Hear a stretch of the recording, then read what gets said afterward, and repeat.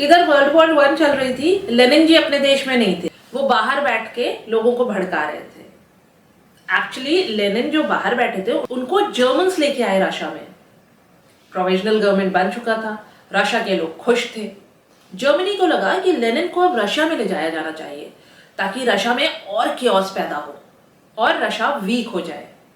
Lenin भी मान गए अपने घर वापस लौटने के लिए, लेकिन शुरुआती दौर में रशिया वालों को लगा कि लेनिन कहीं जर्मनी से मिले तो नहीं है, कि जर्मनी के बीच में से होकर वो रशिया पहुंच रहे हैं। और जर्मनी भी इतना चालाक था, उसने लेनिन और उसकी वाइफ को एक सील्ड ट्रेन में जर्मनी क्रॉस कराया था कि कहीं ऐसा ना हो कि लेनिन वहीं उतर जाए और लैंड पीस ब्रेड की मांग जर्मनी के वर्कर्स में ही फैला दे। लेनिन अप्रैल 3 को पेट्रोग्राड के फिनलैंड स्टेशन पर पहुंचे और पहुंचते ही उन्होंने मांग करी, all power to the Soviets.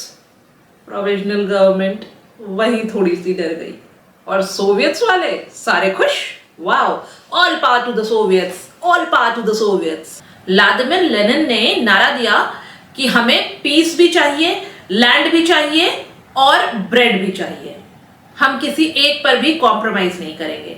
और क्योंकि वो अप्रैल में ही रशिया आए थे और आते ही उन्होंने अपनी डिमांड्स जारी करी, इसलिए उनके डिमांड्स को कहते हैं अप्रैल थीसिस। इस अप्रैल थीसिस में उनकी डिमांड्स थी कि सारे बैंक्स नेशनलाइज हो। नेशनलाइज होने का मतलब क्या है? मतलब कि बड़ी बड़ी कंपनियां सिर्फ बड़े बड़े लोगों के पास ना रहे, सब कुछ सोशलाइज हो, सारे इंसानों का समान अधिकार हो उसमें।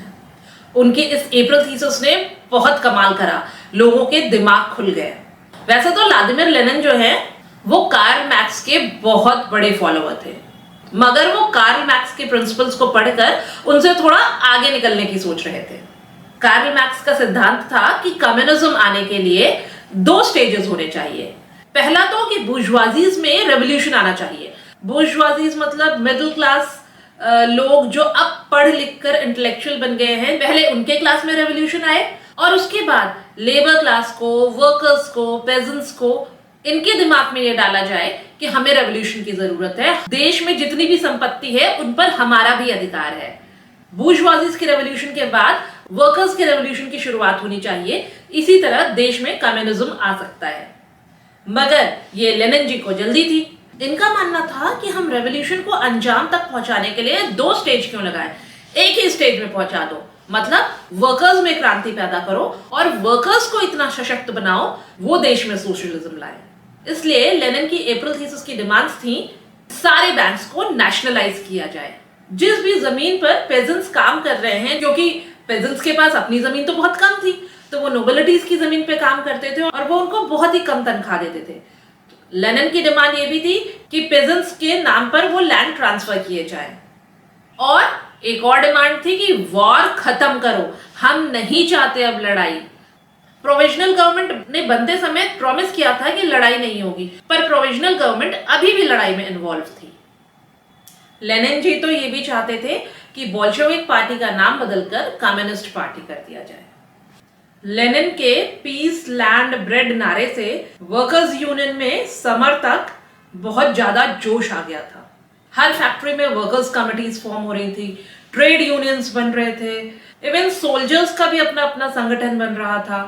हर जगह सिर्फ संगठन संगठन संगठन बन रहा था।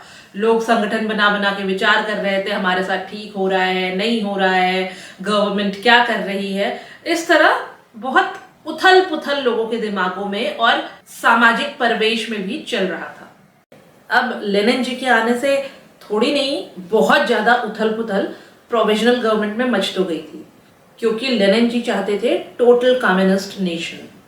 इसलिए प्रोविजनल गवर्नमेंट के जो प्राइम मिनिस्टर थे अलेक्जेंडर केरेंस्की जी, उन्होंने थोड़े से रूमर्स फैलाने शुरू करे, लेनिन जी को डिस्क्रेडिट करना शुरू करा कि ये तो जर्मनी के लोगों से जान पहचान है इनकी, ये देखिए जर्मनी ने ही उनको यहाँ पर ट्रांजिट करवाया है। अब इन सब बातों से पब्लिक ओपिनियन लेनिन के अगेंस्ट चेंज होने लगा, लोग बोल्शेविक पार्टी पर नाराज होने लगे। इसका फायदा उठाकर प्रोविजनल गवर्नमेंट ने बोल्शेविक पार्टी के कई नेता इंक्लूडिंग लियोन ट्रोट्स्की को जेल में बंद कर दिया। Provisional government की लग गई what? Expectations not up to the mark of Russia's key. measure to curb uprising, government ने लिए थे strict measure. Arrest कर खत्म किया Bolsheviks leaders का सारा प्रेशर. इस लैंड से भाग लेनिन ने छुपाया फिनलैंड में सर. लेनिन जी वापस से एग्जाइल में चले गए, वो फिनलैंड भाग गए. और केरेंस्की जी, उनको तो फायदा मिल गया, वो और अथॉरिटेटिवली अपने ऑफिस से रूल करने लगे. पब्लिक गैदरिंग्स को मना कर दिया उन्होंने. मिलिट्री डिसिप्लिन को वापस लाने का उन्होंने प्रॉमिस लिया. जो सोवियत प्रिंसिपल्स के आधार पर प्रोविजनल गवर्नमेंट बनाने की ये जद्दोजहद हुई थी, इस कोएलिशन का कोई अब वजूद नहीं दिख रहा था, क्योंकि ये नई कोएलिशन गवर्नमेंट तो उन सोवियत रूल्स के हिसाब से चल ही नहीं रही थी. बोल्शेविक पार्टी के लीडर्स दब गए थे, मिलिट्री पार्ट की अपराइजिंग हो रही थी. इस बीच कॉर्निलोव जो हेड ऑफ द आर्मी थे, इनकी इमेज एक देशभक्त नेशनल सेवियर के रूप में उभरी. और यही कॉर्निलोव के सपोर्टर्स आगे चलकर सिविल वॉर के टाइम पर व्हाइट आर्मी के नाम से रेड आर्मी यानी बोल्शेविक पार्टी से लड़े थे. जनरल कॉर्निलोव, इनको भी कुर्सी मिली थी. कॉर्निलोव जी ने कहा कि भाई अब मार्शल एक्ट इम्पोज हो जाए, मतलब और स्ट्रिक्ट रूल्स. केरेंस्की जी पहले थोड़ा अग्री हुए, हाँ यार देश के लिए यही सही होगा, मगर फिर उनको शायद जार निकोलस की दशा याद आ गई होगी, तो उन्होंने अपना इरादा बदल दिया.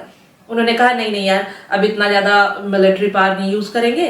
मगर कोर्निलोव जी मान ही नहीं रहे थे, जो हेड ऑफ आर्मी थे.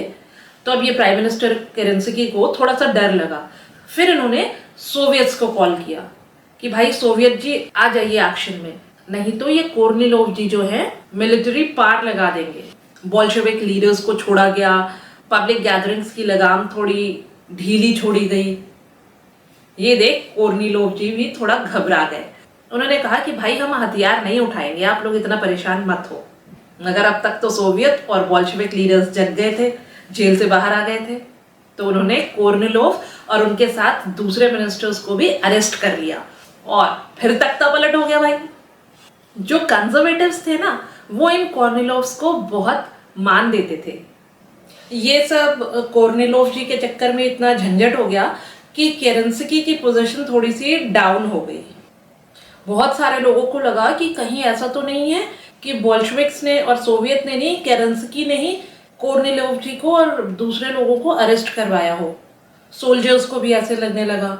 जनता और मिलिट्री इस चक्कर में केरेंस्की जी पर डाउट करने लगे और उनके खिलाफ हो गए. इसका फायदा मिला बोल्शेविक्स को. पेट्रोगार्ड, रीवा, मॉस्को, सारातोव, इन सब जगहों पर इन सब चीजों का बहुत बेनिफिट मिला. लोगों को अब बोल्शेविक्स अच्छे लगने लगे. लेनिन जी वहां फिनलैंड में बैठे थे. पेजेंट्स और ये जो सोशल रेवोल्यूशनरी लीडर्स थे, ये सब डिमांड करने लगे कि लैंड फिर से रिडिस्ट्रीब्यूट करो, अमीरों के पास ज्यादा लैंड है, सारी व्यवस्था ठीक करो. ये सब नारेबाजी होने लगी. इनको डर लगा कि कहीं अब ये गवर्नमेंट जो है डिक्टेटर ना बन जाए, और जिस मकसद से फरवरी रेवोल्यूशन हुआ था, जार निकोलस की सरकार हटाई गई थी, वो कहीं खत्म ना हो जाए. July to September 7 in Messi's land of treasure. Lenin डर गया कि गवर्नमेंट बन गई अब